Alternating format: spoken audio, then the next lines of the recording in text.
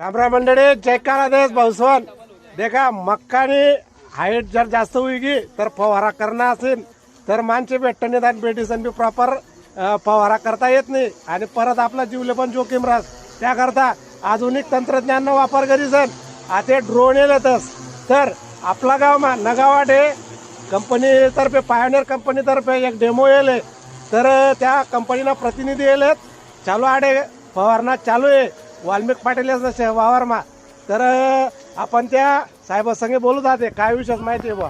बोला सर.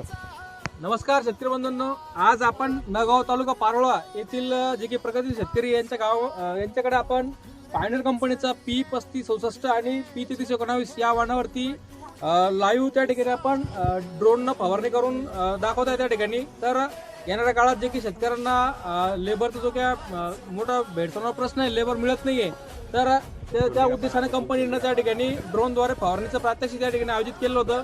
तर गावातील भरपूर शेतकऱ्यांचा त्या ठिकाणी लाभ घेतलेला आहे.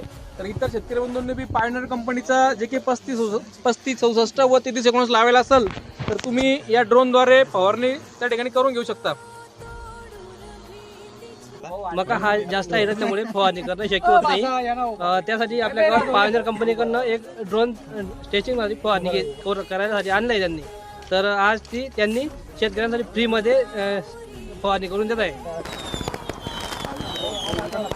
साहेब आमचं असं म्हणणं होतं, शेतकऱ्यांना जर ड्रोनने स्प्रे करायचा असला तर त्यांनी कोणाशी संपर्क साधावा आणि विशेष थोडी माहिती तुम्ही आम्हाला शेतकऱ्यांना देऊ इच्छिता का?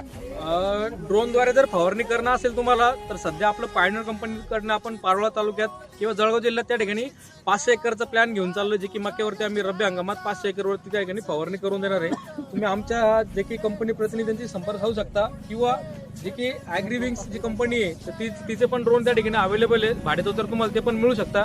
आणि पायोनियर कंपनी जर 3566 आणि 3319 या वाहनाची जर लागवड करायला असेल तर तुम्हाला त्या ठिकाणी कंपनीकडनं पण एक डेमोस्ट्रेशनवरती त्या ठिकाणी फवारणी करून मिळेल.